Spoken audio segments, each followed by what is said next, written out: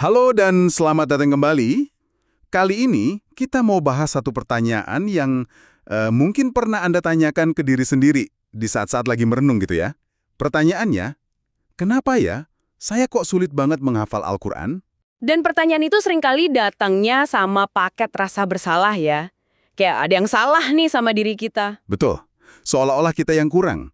Padahal, bisa jadi kita cuma ngelihat masalahnya dari sudut yang keliru. Nah, Tepat sekali. Untuk membedah ini, kita akan gali wawasan dari sebuah buku karya Cece Abdul Wali yang judulnya aja udah jujur banget. Mengapa aku sulit menghafal Al-Quran? Misi kita hari ini itu bukan buat ngasih Anda daftar metode menghafal. Bukan itu. Misi kita adalah membongkar satu gagasan inti dari buku ini. Sebuah paradoks yang menurut saya mendasar banget.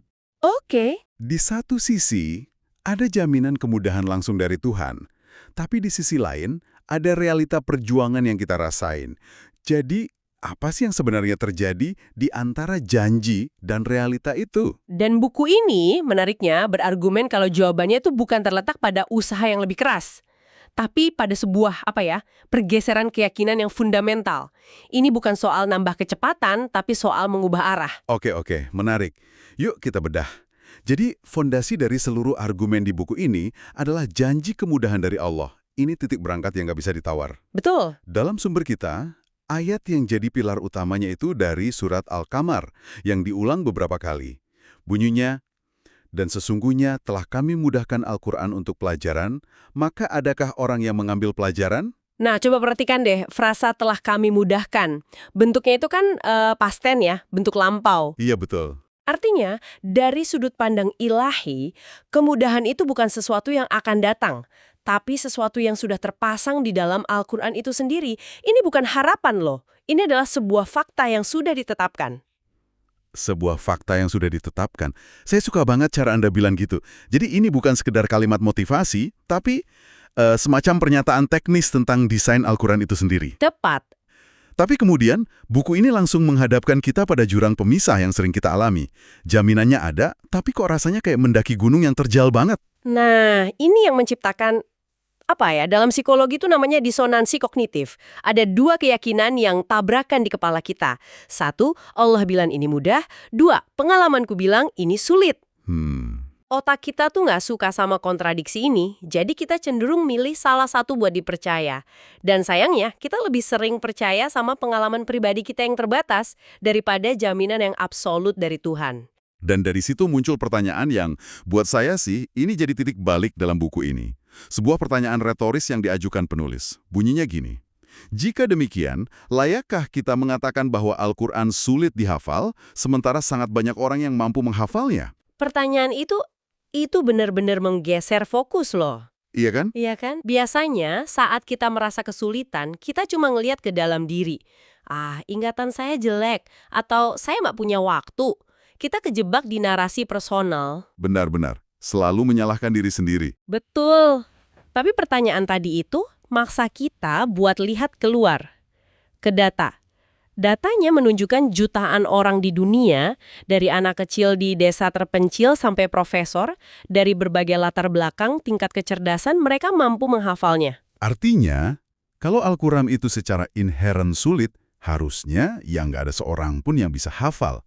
Tapi kan kenyataannya nggak gitu. Tepat. Ini mengubah pola pikir kita dari fixed mindset, saya nggak bisa, jadi growth mindset. Kalau orang lain bisa, berarti ini mungkin. Apa yang mereka yakini yang belum saya yakini? Jadi masalahnya bukan di Al-Qur'annya, dan mungkin juga bukan di kapasitas otak kita. Masalahnya ada di sesuatu yang lain. Nah, ini membawa kita ke bagian yang paling klik buat saya.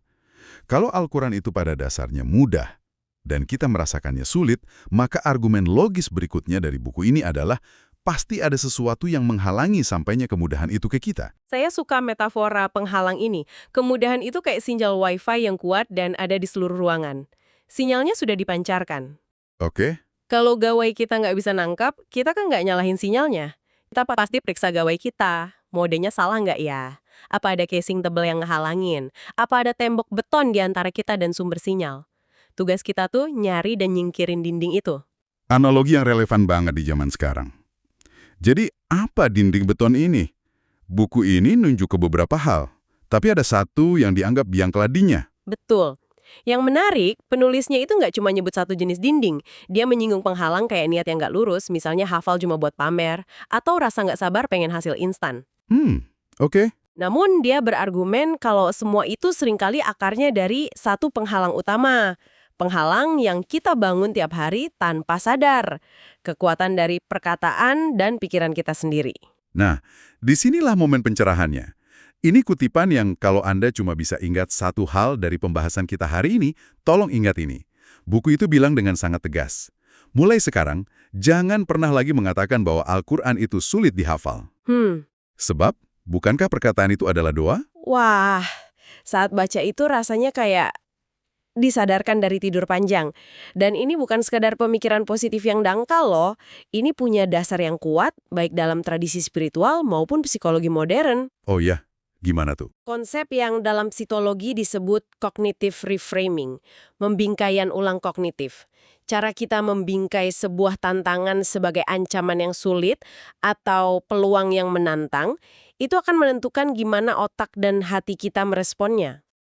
Jadi, setiap kali kita ngeluh ke teman, aduh susah banget hafal surat ini, atau ngomong ke diri sendiri, kayaknya otakku udah nggak mampu deh. Kita tuh bukan lagi mendeskripsikan sebuah realita, kita lagi aktif menciptakan realita itu dengan doa kita. Tepat. Kita ngirim instruksi yang sangat jelas ke alam bawah sadar kita, tolong buat ini terasa sulit. Dan alam bawah sadar kita itu tuh pelayan yang sangat patuh. Dia nggak punya selera humor dan nggak bisa bedain mana keluhan, mana perintah. Kalau Anda terus-terusan bilang ini sulit, dia akan kerja keras buat ngebuktiin kalau Anda benar. Wah, ngeri juga ya. Iya. Dia akan bikin Anda lebih cepat lupa, lebih gampang terdistrasi, lebih cepat capek. Ini self-fulfilling prophecy, ramalan yang kita wujudkan sendiri. Kita bangun penjara kita dengan kata-kata, terus kita ngeluh betapa sempitnya penjara itu. Saya jadi ingat pengalaman pribadi deh. Dulu saya coba belajar main gitar, dan selalu bilang jari saya kaku, nggak bakat musik. Hasilnya, bertahun-tahun saya nggak maju lebih dari 3 kunci dasar. Nah, kan? Begitu saya coba ubah jadi jari saya cuma perlu latihan biar terbiasa, kemajuannya kerasa jauh beda dalam beberapa bulan aja. Konsep ini berlaku di mana-mana. Contoh yang sempurna. Jadi, kalau masalahnya adalah doa negatif yang bangun dinding, maka solusinya secara logis ya dengan doa yang sebaliknya. Bukan lagi soal melawan kesulitan, tapi tentang mengundang kemudahan. Berhenti fokus sama dindingnya, dan mulai fokus sama sinyal kemudahan yang sudah ada.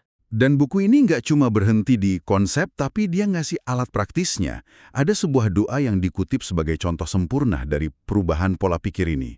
Doa indah yang dicatat oleh ulama Ibnu Hibban, doanya berbunyi, Ya Allah, tidak ada kemudahan kecuali yang Engkau buat mudah. Dan Engkau menjadikan kesulitan, jika Engkau kehendaki, pasti akan menjadi mudah. Coba kita cermati doa itu sebentar. Ada 2 bagian psikologis yang kuat banget di sana. Oke. Bagian pertama, tidak ada kemudahan kecuali yang Engkau buat mudah. Ini adalah pelepasan ego. Kita ngakuin kalau sumber kemudahan itu bukan dari kecerdasan kita, bukan metode kita, bukan waktu luang kita. Ini mindahin beban dari pundak kita yang terbatas ke pundak Allah yang tak terbatas. Ini membebaskan kita dari tekanan buat jadi sempurna atau jenius ya? Tepat sekali. Terus bagian kedua, dan Engkau menjadikan kesulitan jika Engkau kehendaki pasti akan menjadi mudah. Ini adalah permohonan yang proaktif dan penuh harap. Kita nggak menyangkal adanya kesulitan, kita akui rasanya memang sulit, tapi kita langsung bingkai ulang dalam kerangka kekuasaan Tuhan. Oh, oke. Kita bilang, meskipun ini terasa sulit buatku, aku tahu Engkau mampu mengubahnya jadi mudah. Ini antitesis dari keluhan, ini memang sulit dan nggak akan berubah. Jadi alih-alih bilang ini sulit, kita ubah jadi, Ya Allah, jadikanlah ini mudah untukku. Sebuah pergeseran kecil dalam kalimat, tapi dampaknya seismik pada cara kita mendekati tantangan. Tapi ini jadi muncul pertanyaan lain di benak saya. Gimana dengan orang yang mungkin udah coba mikir positif, udah berdoa dengan doa ini, tapi tetap aja merasa jalannya terjal banget? Itu pertanyaan yang sangat penting dan jujur. Buku ini, sejauh yang saya tangkap, nggak bilang kalau dengan ubah ucapan, maka semua kesulitan bakal lenyap seketika kayak sihir. Pergeseran keyakinan dan ucapan ini adalah langkah 0, fondasi utamanya. Fondasinya ya? Betul, kalau fondasi ini nggak ada, metode secanggih apapun nggak akan efektif. Tapi setelah fondasi ini dibangun, kita mungkin perlu periksa dinding-dinding lain yang tadi kita singgung. Seperti niat atau kesabaran tadi? Benar, mungkin kita perlu tanya ke diri sendiri. Niat saya benar-benar murni karena Allah? Atau ada keinginan lain yang nyelip?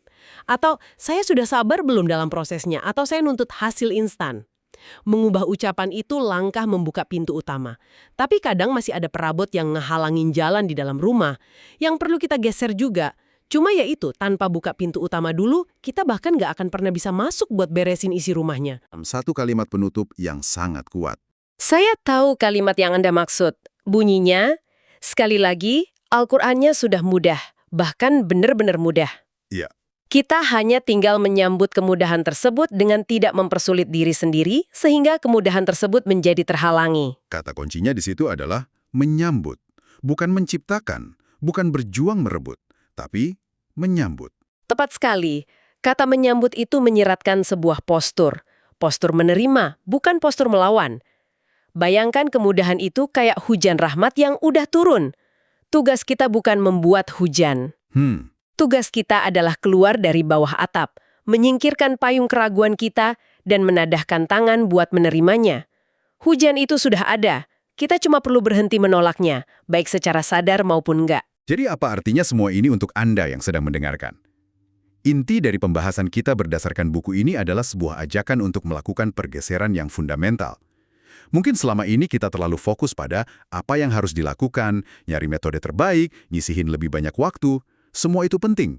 Tapi buku ini menyarankan ada langkah yang lebih dulu, yaitu mengubah siapa diri kita saat melakukannya. Sebuah pergeseran dari identitas pejuang yang melawan kesulitan menjadi identitas penerima yang menyambut kemudahan. Dari mentalitas kelangkaan, di mana kemudahan itu langka dan harus direbut, ke mentalitas kelimpahan, di mana kemudahan itu sudah disediakan dan tinggal diakses.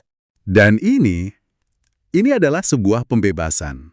Artinya, kesulitan yang Anda rasakan itu bukanlah takdir. Itu bukan cerminan final dari kemampuan Anda. Seringkali, itu cuma sebuah persepsi, sebuah dinding yang kita bangun sendiri, yang artinya kita juga punya kekuatan buat meruntuhkannya. Dimulai dengan satu kalimat pada satu waktu. Nah, ini memunculkan satu pertanyaan penting untuk kita semua renungkan, bahkan setelah pembahasan ini selesai. Jika perkataan kita tentang menghafal Al-Quran bisa menjadi doa yang membentuk realitas kita, bagaimana dengan area lain dalam hidup Anda? Coba kita renungkan itu sejenak. Dalam pekerjaan, dalam hubungan, dalam mempelajari sebuah keahlian baru, adakah kesulitan-kesulitan lain yang tanpa sadar kita ciptakan dan kita pertahankan hanya karena kita terus-menerus mengatakan pada diri sendiri dan orang lain bahwa hal itu sulit? Saya nggak akan pernah bisa bicara di depan umum.